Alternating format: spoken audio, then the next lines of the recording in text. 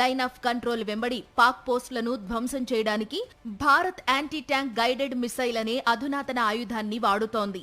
Anti tank guided missiles ను ప్రధానంగా శత్రువుల యుద్ధ ట్యాంకులను ధ్వంసం చేసేందుకు వినియోగిస్తారు.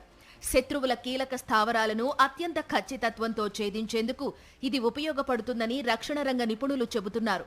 టార్గెట్ ను లాక్ చేసి ధ్వంసం చేసే టెక్నాలజీని ఇందులో పొందుపరిచారు. సైనికుడు తన భుజంపై పెట్టుకుని ప్రయోగించే విధంగా దీన్ని డిజైన్ చేశారు. అంతేకాదు, యుద్ధ ట్యాంకులపై ప్రయాణం చేస్తున్నప్పుడు, కదులుతున్న వాహనాల్లో ఉన్నప్పుడు కూడా సైనికుడు తన భుజంపై నుంచి టార్గెట్ ను ఎయిమ్ చేసి పేల్చేసే విధంగా దీన్ని రూపొందించారు. యాంటీ ట్యాంక్ గైడెడ్ మిసైల్లో అత్యంత ప్రభావవంతమైన 2 బాంబింగ్ వ్యవస్థలు ఉంటాయి. లక్ష్యాన్ని చేరుకున్న తరువాత మొదటి బాంబ్ యాక్టివేట్ అయి రక్షణ గోడలను బద్దలు కొడుతుంది. తరువాత వెంటనే రెండో బాంబ్ యాక్టివేట్ అయి లక్ష్యాన్ని ఛేదిస్తుంది.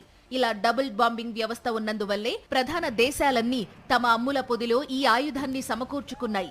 అంతేకాదు, యాంటీ ట్యాంక్ గైడెడ్ మిసైల్లో నైట్ విజన్ టెక్నాలజీని ఉపయోగించారు.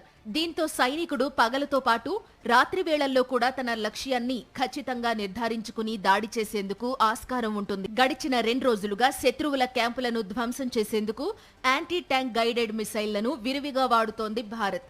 దీంతో ఎల్ఓసి వెంట అనేక పాక్ పోస్టులను భారత్ విజయవంతంగా ధ్వంసం చేయగలిగింది.